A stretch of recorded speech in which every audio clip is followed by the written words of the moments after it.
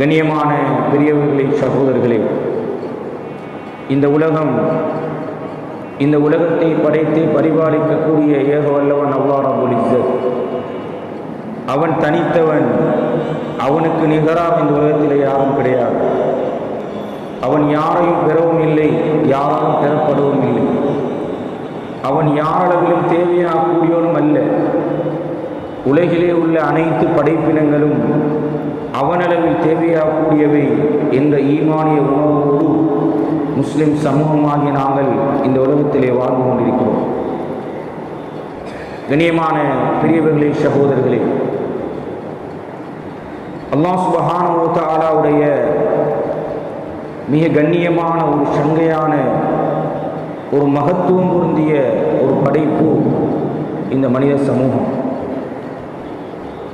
இவர்களுக்கான முழுமையான வழிகாட்டல்களை, அவர்களுடைய செயற்பாடுகளை, நடவடிக்கைகளை, அவர்களுடைய வாழ்க்கையிலே செய்ய வேண்டியவைகளை, செய்யக்கூடாதவைகளை, எவைகள் என்பதையெல்லாம் குர்ஆன் மூலமாகவும் அஸ்ஸுன்னா என்கின்ற ஹதீதுகள் மூலமாகவும் அல்லாஹ் சுப்ஹானஹு வ தஆலா இந்த மனித சமூகத்துக்கு வழங்கியிருக்கிறார். ரசூலுல்லாஹி ஸல்லல்லாஹு அலைஹி வஸல்லம் அவர்கள் இறுதி தூதர். அவர்களுக்கு பின்னால் எந்த ஒரு நபியும் உலகத்திலே வரமாட்டார்கள். அவர்களை இறுதி நபியாக நாங்கள் நம்பியிருக்கிறோம், ஈமான் கொண்டிருக்கிறோம். அவர்களுடைய சொல், செயல், அங்கீகாரம் அதனை நாங்கள் ஏற்றுக்கொண்டிருக்கிறோம். நபி அவர்கள் ரஹ்மத்துல் லில் ஆலமீன், உலகத்தாருக்கு அருட்கொடையாக அனுப்பப்பட்டவர்கள் என்பதை நாங்கள் தெரிந்திருக்கிறோம், அறிந்திருக்கிறோம். எனவே இந்த இஸ்லாமிய போதனைகள் வெறுமனே பேரளவில் இல்லாமல், வெறுமனே பேர் தாங்கியலாக இல்லாமல், முற்றுமுழுதாக முழுமையாக பின்பற்றப்பட வேண்டும் என்று இஸ்லாம் எங்களிடத்தில் இருந்து எதிர்பார்க்கிறது. ஒரு பகுதியை எடுத்துக்கொண்டு இன்னும் ஒரு பகுதியை விட முடியாது.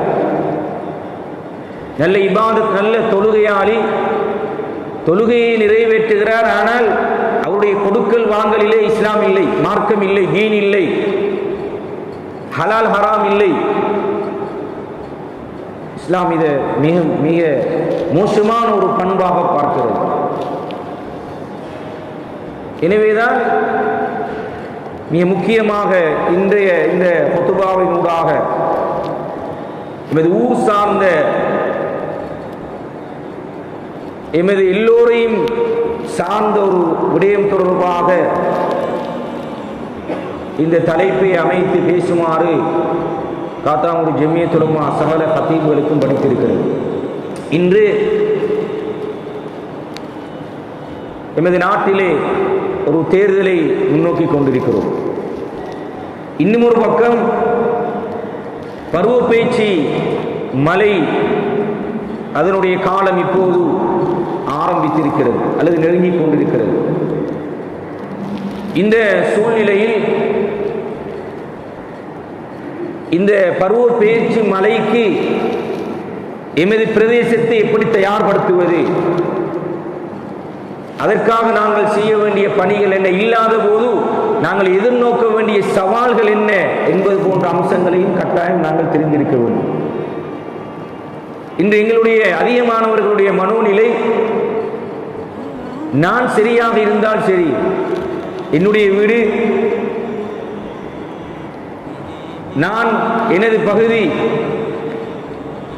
அடுத்தவர்கள், பிறர், இந்த சுற்றுச்சூழல், இந்த சமூகம், அது எப்படி போனாலும் பிரச்சனை அல்ல என்ற ஒரு வகையான மனோநிலையிலே நாங்கள் இந்த சமூகத்திலே வாழ்ந்து கொண்டிருக்கிறோம்.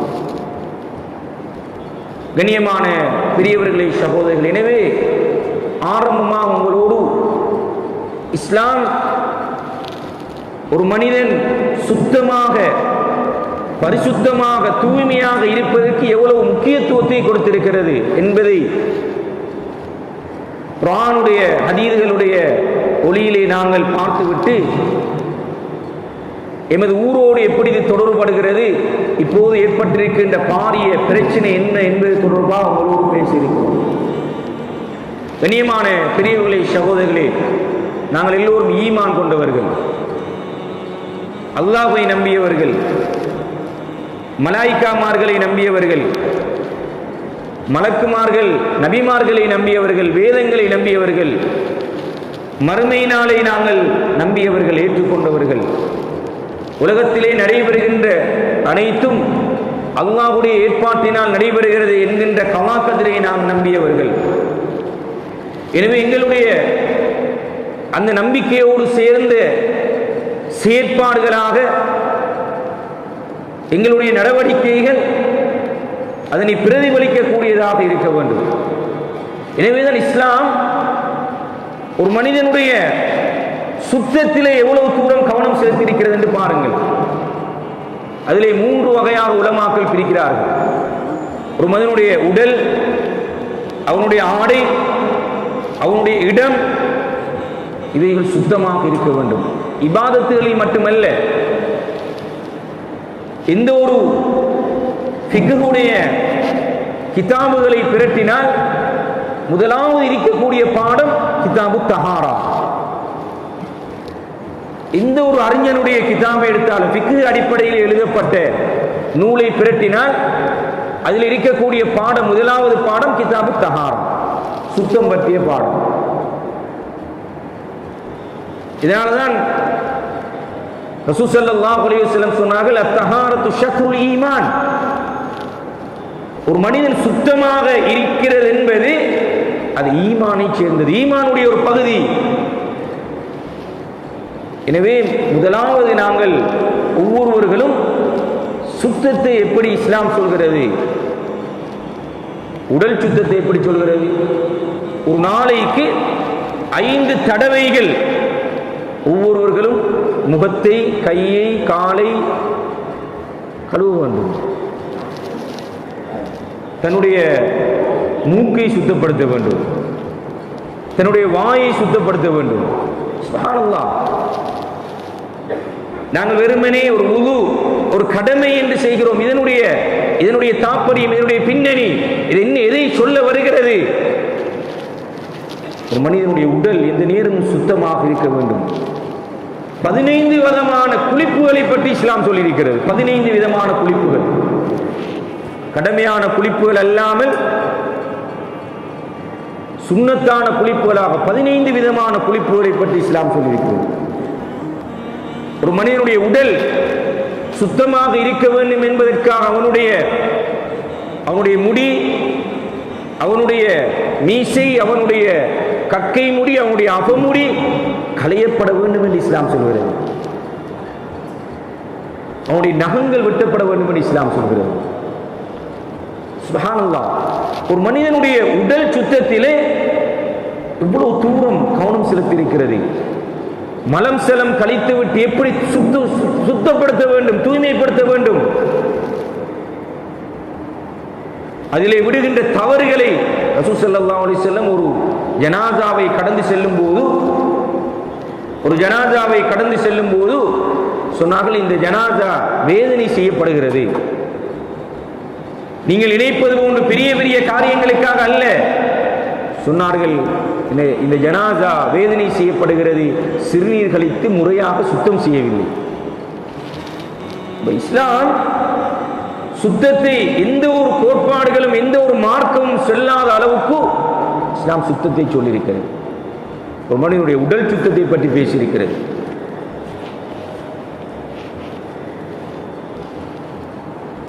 மிஸ்வாக் செய்வதை ரசூல் ஸல்லல்லாஹு அலைஹி வஸல்லம் சொன்னார்கள், லௌலா நஷுக்கா அலா உம்மதி லஅமர்தும் பிஸ்ஸிவாக்.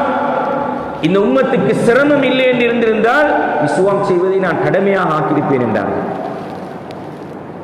எனவே கண்ணியமான பெரியவர்களே, சகோதரர்களே, சுத்தம், உடல் சுத்தத்தை பற்றி இஸ்லாம் பேசியிருக்கிறது.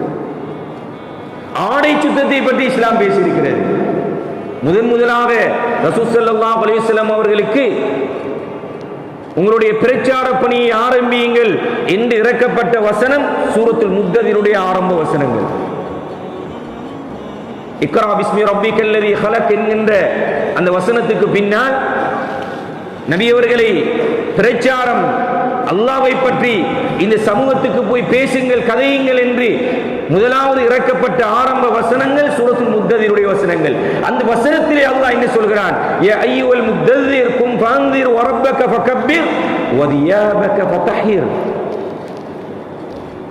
வதியாபக ஃபதஹிர், உங்களுடைய ஆடையை சுத்தப்படுத்திக் கொள்ளுங்கள்.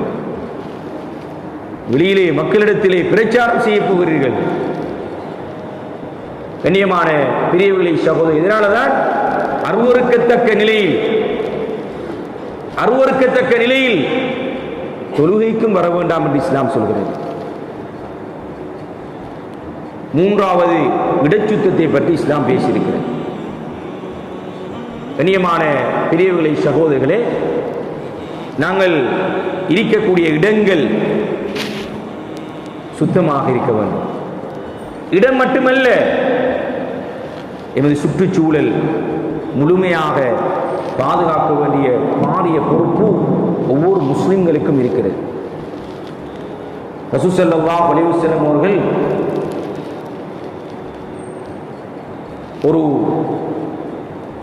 ஒரு நாயை கட்டி போட்டு தண்ணீர் கொடுக்காமல் அதற்கு உணவளிக்காமல் விட்ட ஒரு நபரை பார்த்து நரகவாதி என்றார்.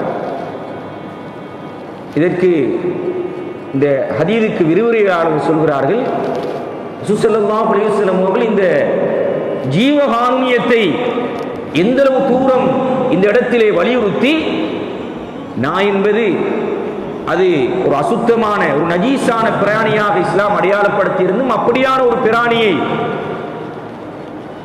கட்டி போட்டு அதற்கான உரிமையை கொடுக்காத போது நரகவாதி என்று ரசூல் ஸல்லல்லாஹு அலைஹி வஸல்லம் அடையாளப்படுத்தியிருக்கிறார்கள். ஜீவகாருண்யத்தை சொல்லி இந்த சூழல் எப்படி பாதுகாக்கப்பட வேண்டும் என்பதை ரசூல் ஸல்லல்லாஹு அலைஹி வஸல்லம் சொன்னார். வெறுமனே மனிதர்கள் மட்டுமல்ல, எங்களுடைய செயற்பாடுகள் அது ஒரு விலங்கை கூட பாதிப்புக்குள்ளாக்கிடக்கூடாது. சூழலை பாதுகாக்க வேண்டும் என்று இஸ்லாம் விரும்புகிறது. கண்ணியமான பெரியவர்களை சகோதரர்களே, அதே போன்றுதான் ரசூல் ஸல்லல்லாஹு அலைஹி வஸல்லம் அவர்கள் சொல்கிறார்கள், படைப்புக்கள் அனைத்தும் இது அல்லாஹ்வுடைய ஒரு குடும்பமாக இருக்கிறது. இந்த படைப்பினங்கள் மீது அன்பு காட்டுவது அவனது படைப்பில் அவனுக்கு மிகவும் விருப்பத்துக்குரிய ஒரு அம்சமாக இருக்கிறது என்பதை ரசூலுல்லாஹி ஸல்லல்லாஹு அலைஹி வஸல்லம் அவர்கள் சொல்கிறார். இமாம் புகாரி ரஹ்மத்துல்லாஹி அலைஹி பதிவு செய்திருக்கிறார். எனவே சுத்தம் என்பதற்குள்ளே இடச்சுத்தம் மிக பிரதானமான ஒரு அம்சமாக இன்றைய காலகட்டத்திலே விளங்குகிறது. ஏன் என்பதை பின்னால் சொல்லுவேன். குர்ஆனுடைய 55வது அத்தியாயம் 1வது வசனம், அல்லாஹ் சுப்ஹானஹு வ தஆலா இந்த செடி கொடிகளுக்கு அல்லாஹ்வை சுஜூது செய்யுமாறு கட்டளையிடுகிறார். மனிதர்களை தவிர உலகத்துடைய படைப்பினங்கள் எல்லாம் அல்லாஹ்வுக்கு சுஜூது செய்து கொண்டிருக்கின்றன என்கின்ற வசனத்தை அல்லாஹ் சுப்ஹானஹு வ தஆலா 55வது அத்தியாயத்தினுடைய 1வது 2வது வசனங்களிலே சொல்கிறார். அது மட்டுமல்ல, வானத்திலே பூமியிலே உள்ளவைகளிலே பறவைகள் இறக்கைகளை விரித்த நிலையில் அல்லாஹ்வை துதி செய்து கொண்டிருக்கின்றன. 18வது அத்தியாயத்தினுடைய 41வது வசனத்திலே அல்லாஹ் சொல்கிறார். இதை சொல்ல வருகிறோம் என்றால் சுற்றுச்சூழலை பாதுகாப்பாக வைத்திருக்க வேண்டும். காரணம், உலகத்துடைய படைப்புகள் எல்லாம் இது அல்லாஹ்வுடைய படைப்பு, அல்லாஹ்வுக்கு சிரம்பணிந்து கொண்டிருக்கின்றன. அவைகளை பாதுகாக்க வேண்டிய பாரிய பொறுப்பு முஸ்லிம் சமூகத்துக்கு எங்களுக்கு இருக்கிறது, ஒவ்வொரு மனிதனுக்கும் இருக்கிறது. அதே போன்றுதான் அல்லாஹ் சுப்ஹானஹு வ தஆலா சொல்கிறார், இன்னல்லாஹ யுஹிப்புத் தவ்வாபீன வ யுஹிப்புல் முத்ததஹிரீன். அல்லாஹ் சுப்ஹானஹு வ தஆலா தௌபா செய்பவர்களை, பாவ மன்னிப்பு தேடுபவர்களை விரும்புவது போன்று தூய்மையாக இருப்பவர்களையும் விரும்புகிறார். இமாம் திர்மிதி ரஹிமஹுல்லாஹ் அவர்கள் ஒரு ஹதீஸை பதிவு செய்திருக்கிறார்கள். ரசூலுல்லாஹி ஸல்லல்லாஹு அலைஹி வஸல்லம் சொன்னார்கள், உங்களில் சிறந்தவர் உங்களுடைய முற்றங்களை, உங்களுடைய முன்பகுதிகளை தூய்மையாக வைத்துக் கொண்டிருப்பவர்கள் என்று ரசூலுல்லாஹி ஸல்லல்லாஹு அலைஹி வஸல்லம் சொல்கிறார்கள். குர்ஆனுடைய 7வது அத்தியாயத்தினுடைய 31வது வசனத்திலே அல்லாஹ் சொல்கிறான், ஆதமுடைய மக்களே, ஒவ்வொரு தொழும் இடத்திலும் நீங்கள் பரிசுத்தமாக அலங்காரம் செய்து அழகாக வைத்துக் கொள்ளுங்கள். இடங்களை பற்றி சொல்லக்கூடிய வசனங்கள் சகோதரர்களே, மிக பிரதானமான ஒரு ஹதீஸை ரசூலுல்லாஹி ஸல்லல்லாஹு அலைஹி வஸல்லம் சொன்னார்கள், தேங்கி நிற்கக்கூடிய நீரிலே சிறிது கழிக்காதீர்கள், தேங்கி நிற்கக்கூடிய நீரிலே சிறிது கழிக்காதீர்கள் என்று சுற்றுச்சூழலை எவ்வளவு தூரம் ஒரு நீர் வளத்தை பாதுகாக்க வேண்டும் என்கின்ற அம்சத்தை ரசூலுல்லாஹி ஸல்லல்லாஹு அலைஹி வஸல்லம் சொல்கிறார். ஒரு நீர் வளம் எப்படி பாதுகாக்கப்பட வேண்டும், இயற்கை சூழலை அசிங்கப்படுத்துவதை, அதனை மாசுபடுத்துவதை மிகப்பெரிய ஒரு குற்றமாக ரசூலுல்லாஹி ஸல்லல்லாஹு அலைஹி வஸல்லம் சொல்கிறார்கள்.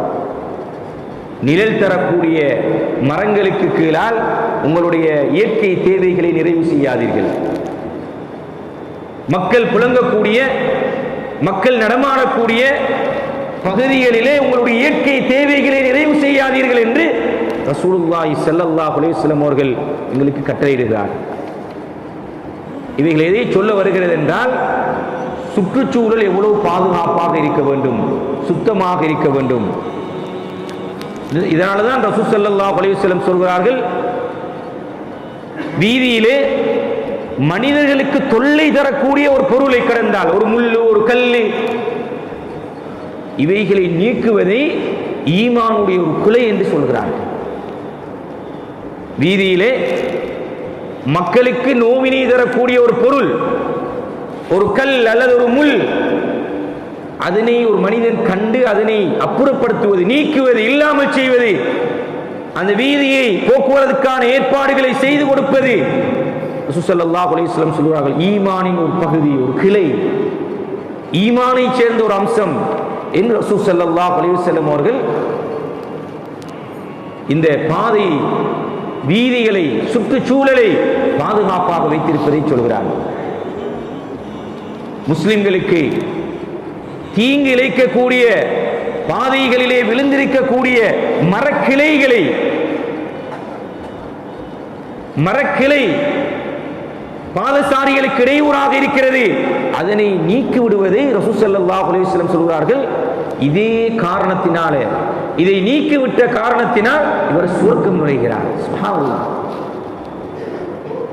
ஒரு பகுதி, ஒரு சூழலை, ஒரு இடத்தை, எமது ஏரியாவை, எமது மஹல்லாவை, எமது ஊரை சுத்தமாக வைத்திருப்பதற்கு ரசூல் ஸல்லல்லாஹு அலைஹி வஸல்லம் சொல்லக்கூடிய நன்மாராயங்கள்.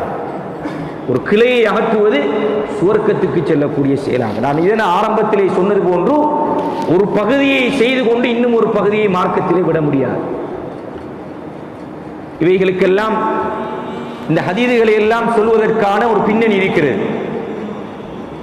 ரசூல் ஸல்லல்லாஹு அலைஹி வஸல்லம் அவர்கள் சொன்னார்கள், ஒரு மனிதன் ஒரு மரத்தை நட்டு, சூழல் பாதுகாப்பை சொல்கிறார்கள், மரத்தை வெட்டுவதல்ல, ஒரு மரத்தை நட்டி அந்த மரத்தின் மூலமாக பறவைகள், விலங்குகள் பயனடைந்தால் அந்த பயன் அடைவதை சதகாவாக, தர்மமாக ரசூல் ஸல்லல்லாஹு அலைஹி வஸல்லம் சொல்றாங்க.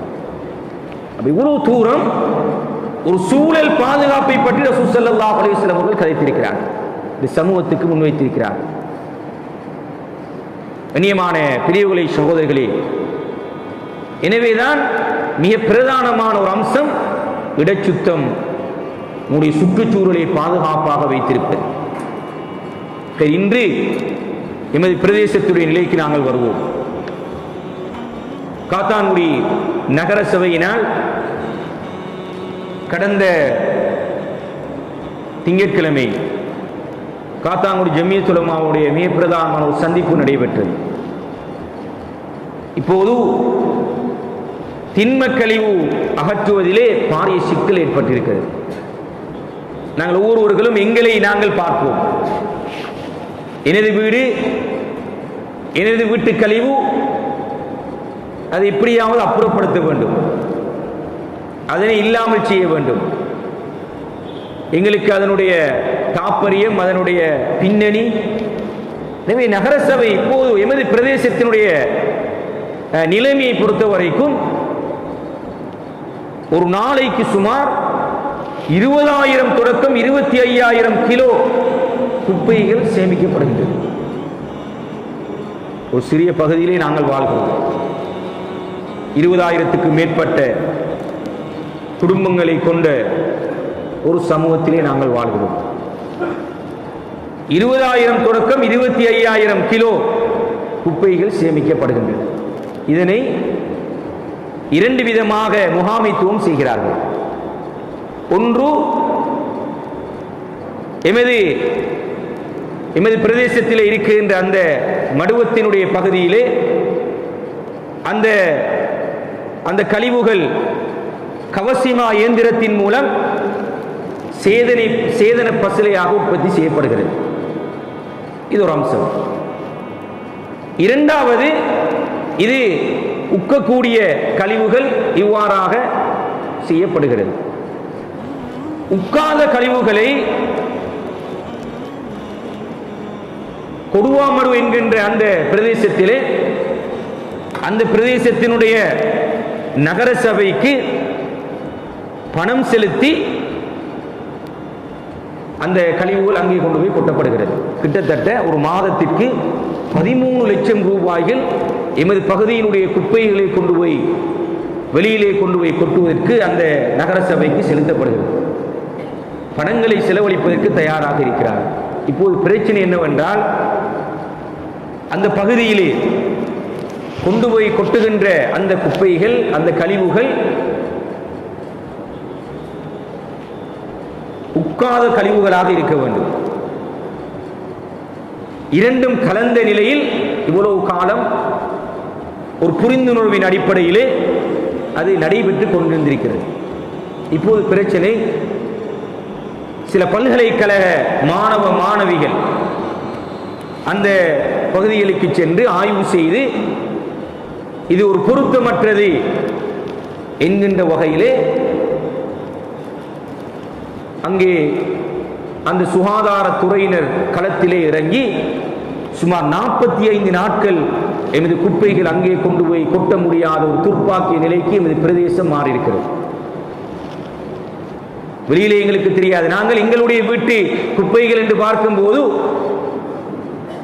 ஒரு சிறிய ஒரு பையிலே நாங்கள் வைத்திருப்போம். ஆனால் முழு பிரதேசத்தினுடைய குப்பைகள் 20,000 தொடக்கம் 25,000 கிலோ எங்கு கொண்டு போய் கொட்டுவது? கண்ணியமான பிரிவுகளை சகோதரி, என்ன பிரச்சனை என்றால், நாங்கள் கொடுக்கின்ற அந்த கழிவுகள் முறையாக பிரித்து கொடுக்கப்படவில்லை.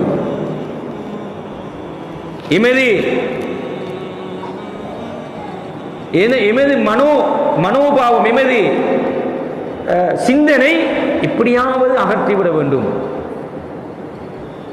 நல்ல படித்தவர்கள், நல்ல கல்விமான்கள், நல்ல வசதி எல்லோரும்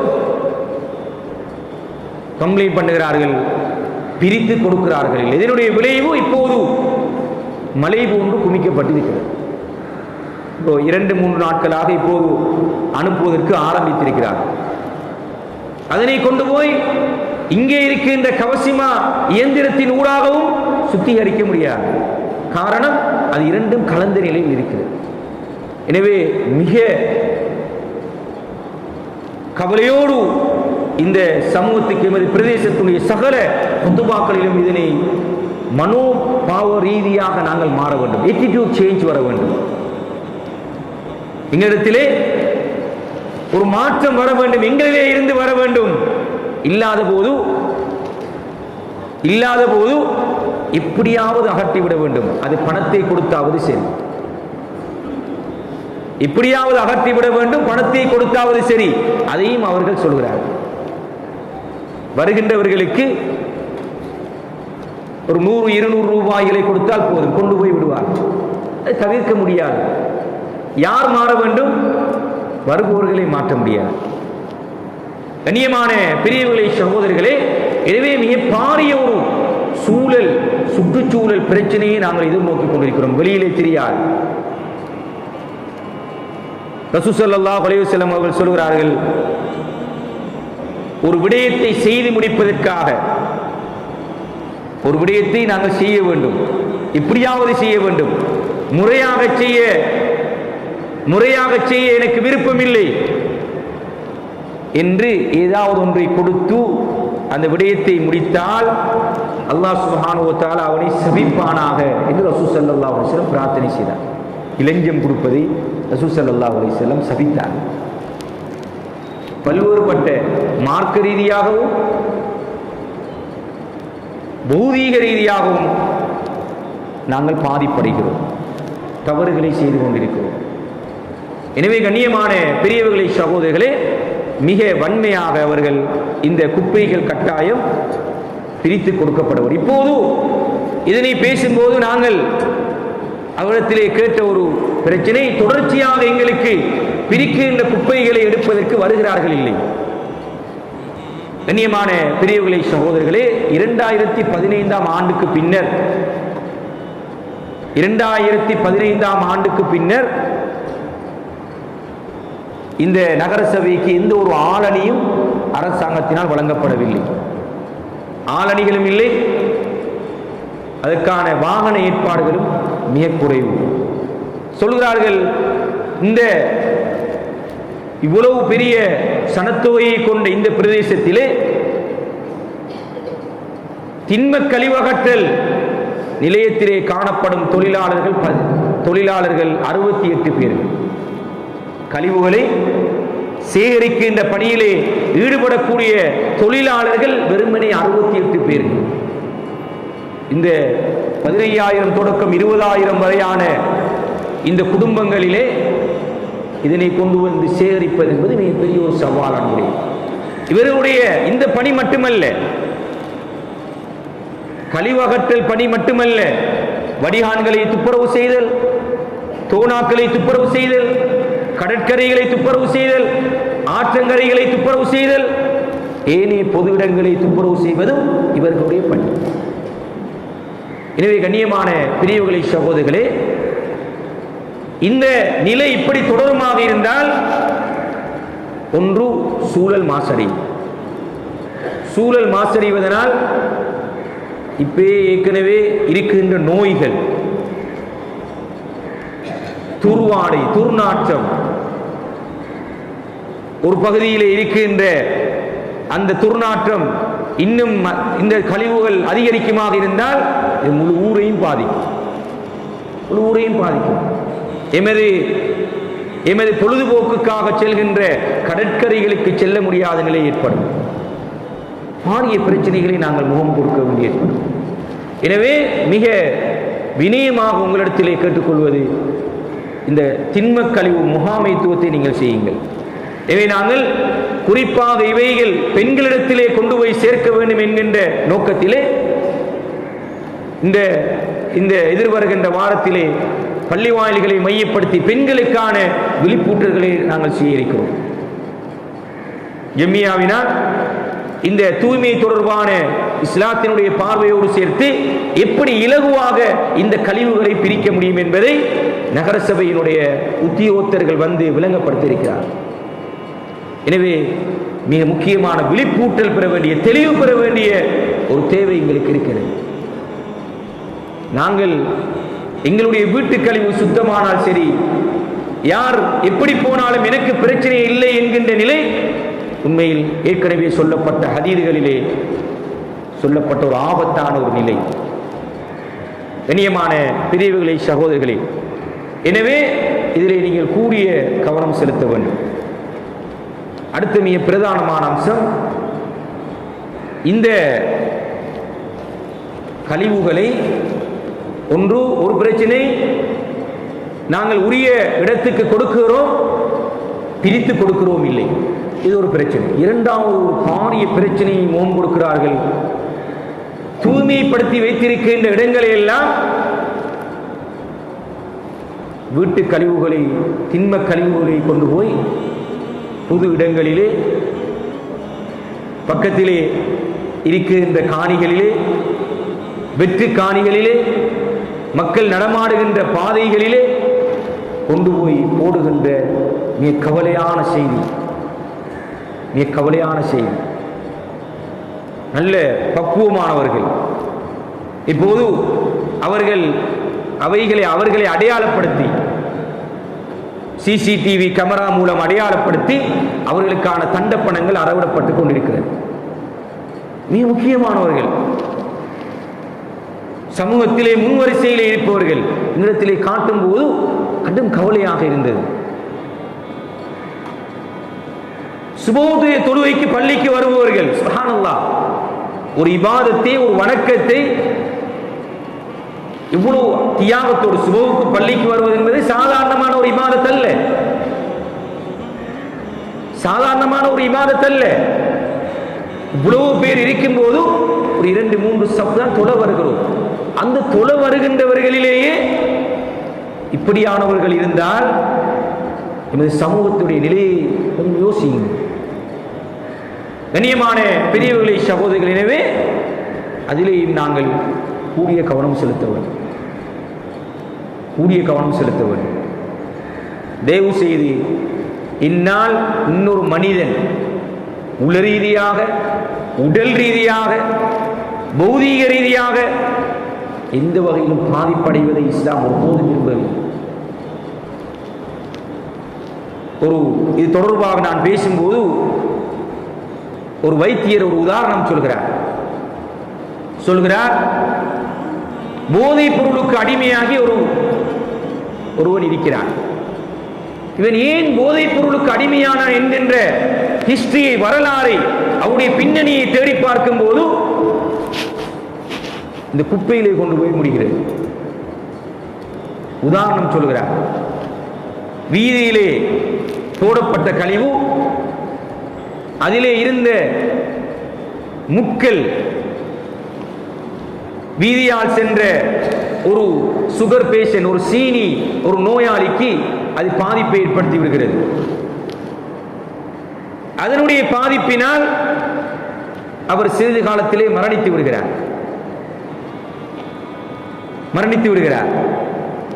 அதன் பின்னர் அவருடைய மனைவி ஒரு பிள்ளை இருக்கிறது. அந்த மனைவிக்கு அந்த பராமரிக்க முடியாத நிலையில் அந்த மனைவி வெளிநாட்டுக்கு சென்று விடுகிறார். இந்த பிள்ளை பராமரிப்பின்றி வளர்க்கப்படுகிறது. இப்போது உங்கள் முன்னே போதைப் பொருளுக்கு அடிமையாகி நாசகார செயல்களிலே ஈடுபடுகின்ற இந்த வாலிபன் தான் அந்த மரணித்தவருடைய மகன். இங்கே இருக்கிறது. இப்படித்தான் ஒரு சிறிய ஒரு விடயம் பாரிய பிரச்சனையை கொண்டு வந்து சேர்க்கிறது. எனவே நாங்கள் செய்கின்ற இந்த தவறுகள், பிழைகள் சமூகத்திலே பாரிய பிரச்சனையை கொண்டு வந்து சேர்க்கிறது. சுத்தப்படுத்தி வைத்துவிட்டு சென்றவுடன் மிக சுத்தமாக இருக்கிறது. ஒரு வீடியோவை நாங்கள் பார்த்தோம். மிக அழகாக, நீட்டாக கிளீன் பண்ணி வைக்கப்பட்ட அந்த இடத்திலே ஒரு பிரமுகர், முக்கியமானவர் கொண்டு வந்து சர்வசாதாரணமாக அதிகாலை பொழுதிலே சுபவுக்கு முன்னால், சுபவு தொழுகைக்கு பின்னர் கொண்டு வந்து போட்டுவிட்டு செல்கிறார். நாங்கள் மிக இலகுவாக இதனை பார்க்க முடியாது. இது ஒரு சமூக பிரச்சனை. எல்லோருமாக சேர்ந்து இந்த பிரதேசத்தை சுத்தப்படுத்த வேண்டிய பாரிய பொறுப்பு எங்களுக்கு இருக்கிறது. இன்னும் ஒரு மிக முக்கியமான ஒரு பிரச்சனையை சொல்கிறார்கள். வடிகான்கள். நமது பிரதேசத்தில் இருக்கின்ற வடிகான்கள் ஏலவே ஒரு சிறிய அமைப்பிலான, தண்ணீர்கள் வடிந்தோடுவதற்கு சிக்கலான அமைப்பிலான வடிகான்கள். அந்த வடிகான்களும் கழிவுகளை கொண்டு போய் போடுவதன் மூலமாக இலகுவான வழிகளை நாங்கள் யோசிக்கிறோம். யாருக்கு என்ன நடந்தாலும் எனக்கு பிரச்சனை இல்லை, என்னுடைய வீட்டு கழிவு வெளியேற்றப்பட வேண்டும். அதுதான் எங்களுடைய நிலை, எங்களுடைய மனோபாவம், எங்களுடைய சிந்தனை. கண்ணியமானவர்களே, இப்போது கான்களை நாங்கள் பருவ பேச்சு மலையை எதிர்நோக்கி கொண்டிருக்கிறோம். கான்களிலே கொண்டு போய் போடுகிறோம். வீட்டு கட்டுமான பொருட்களை கொண்டு வந்து கான்கள் மூடி போட்ட அந்த கான்களுக்கு மேலே கொண்டு வந்து கொட்டி, அவைகளிலே இருக்கின்றவைகள் சிறிதாக அந்த கானுக்குள்ளே சென்று தண்ணீர் வழிந்தோட முடியாத நிலை. சுப்ஹானல்லாஹ். இப்படியாக பாரிய சிக்கல்களையும் பிரச்சனைகளையும் நாங்கள் முகம் கொடுத்து கொண்டிருக்கிறோம் என்பதைத்தான் நாங்கள் ஒவ்வொருவர்களும் புரிந்து கொள்ள வேண்டும். கண்ணியமான பிரியவுகளே, சகோதரர்களே, அபூஜஹல் என்று சொல்லப்படுகின்ற ரசூலுல்லாஹி ஸல்லல்லாஹு அலைஹி வஸல்லம் அவர்களுடைய தந்தையின் சகோதரர். அபூஜஹல் என்றால் மடமையின் தந்தை என்று பொருள். இவருக்கு ஏலவே இவருடைய பேர் அபுல் ஹிகம், அறிவின் தந்தை என்றுதான் இவருக்கு பேர் வைக்கப்பட்டிருந்தது. எப்போது சமூகத்துக்கு கேடு விளைவித்தாரோ, எப்போது சமூக நலனிலே அக்கறை இல்லாமல் போனாரோ, அப்போது அவருக்கு அபூ ஜஹில், மடமையின் தந்தை என்று அவருடைய பெயர் மாற்றப்பட்டது. இதுதான் இன்றைய நிலை சகோதரர்களே.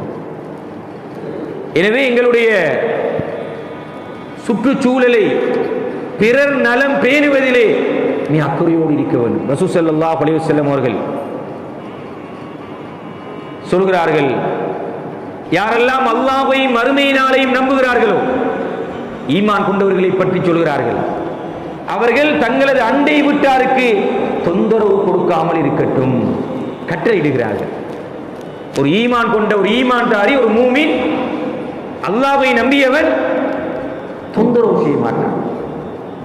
அது நாவினாலோ உடலினாலோ அசுத்தத்தினாலோ இன்னொரு மனிதனுக்கு தொந்தரவு செய்ய மாட்டான்.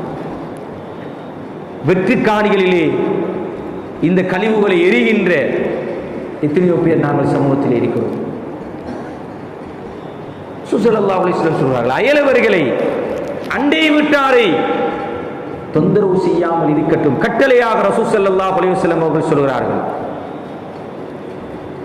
வீதியிலே இருக்கின்ற ஒரு பொருளை அகற்றுகின்ற போது ரசூல் ஸல்லல்லாஹு அலைஹி வஸல்லம் சொல்கிறார்கள், அந்த அகற்றுகின்ற போது கூட அது இன்னொருவனுக்கு தீமையாக ஆகிவிடக்கூடாது. ஒரு கல் இருக்கிறது, அந்த கல்லை அகற்றுகின்ற போது அது இன்னொருவரிலே பட்டு அது பாதிப்பை ஏற்படுத்துமாக இருந்தால் அது பாரிய குற்றமாக இஸ்லாம் சொல்கிறது. பாருங்கள், இப்படி ஒரு பிறர் நலனிலே அடுத்தவர்களுடைய விடயத்திலே அக்கறையோடு செயற்பட வேண்டும் என்று இஸ்லாம் சொல்லியிருக்கிறது. கண்ணியமான ரசூல் ஸல்லல்லாஹு அலைஹி வஸல்லம் அவர்கள் சொல்கிறார்கள், இஸ்லாம் என்பது, தீன் என்பது அடுத்தவர்களுடைய நலனிலே அக்கறையாக இருப்பதுதான். அடுத்தவர்களுடைய நலனிலே அக்கறையாக இருப்பதுதான் இஸ்லாம். அத்தீன் வன் நசீஹா. சுப்ஹானல்லாஹ். இவ்வளவு அற்புதமான அழகான ஒரு மார்க்கத்தை பின்பற்றுகின்ற எங்களால் ஏன் இப்படியான ஒழுக்க விழுமியங்களை எங்களால் பின்பற்ற முடியவில்லை?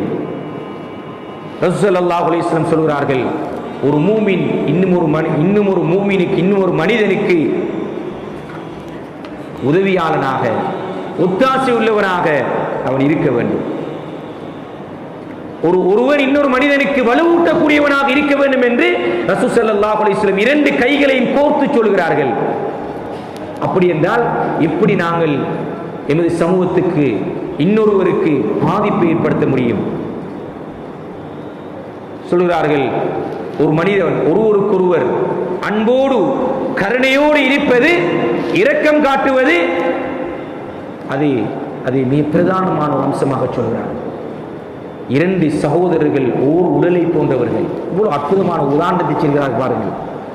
மூமின்களை பார்த்து சொல்கிறார்கள், நீங்கள் இரண்டு பேர் ஒரு உடலை போன்றவர்கள். உடலிலே ஒரு உறுப்புக்கு நோவினை ஏற்பட்டு விட்டால் அடுத்த உறுப்பெல்லாம் கவலைப்படும். காலிலே ஏற்படுகின்ற வலி அது காய்ச்சலாக மாறும்.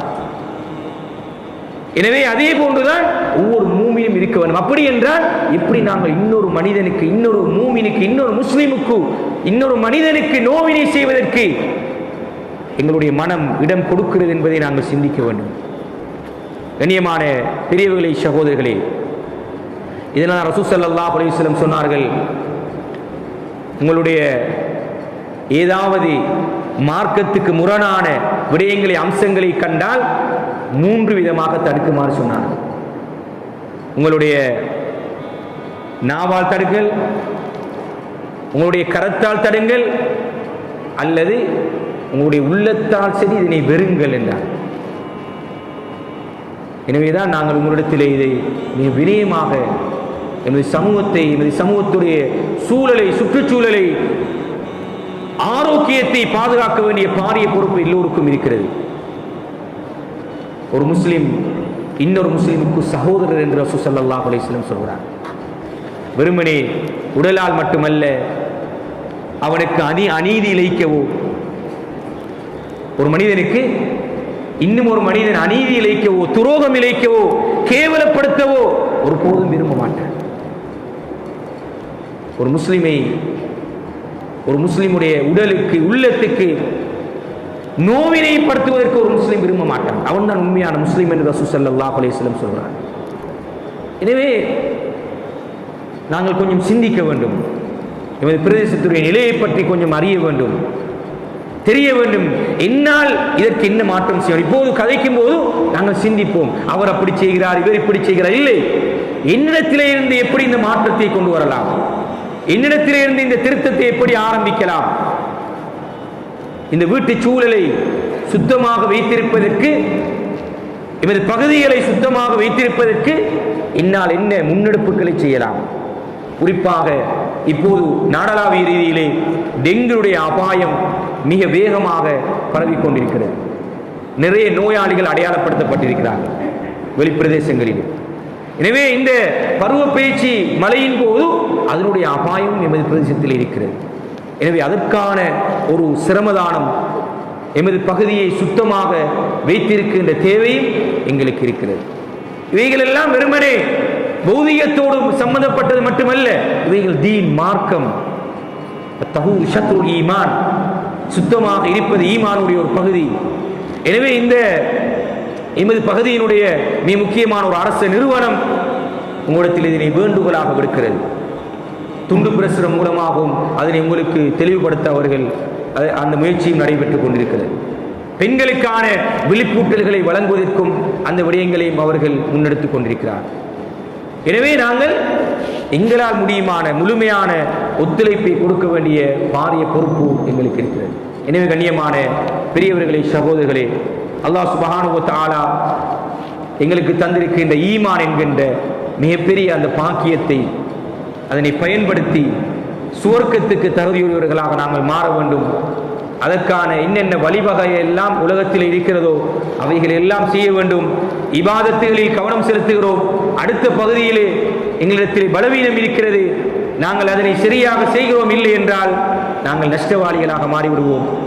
அந்த சுவர்க்கம் எங்களுக்கு கேள்விக்குறியாக மாறும். எனவே நாங்கள் எல்லோரும் சுவர்க்கத்துக்கு தகுதியுடையவர்களாக மாற வேண்டும்.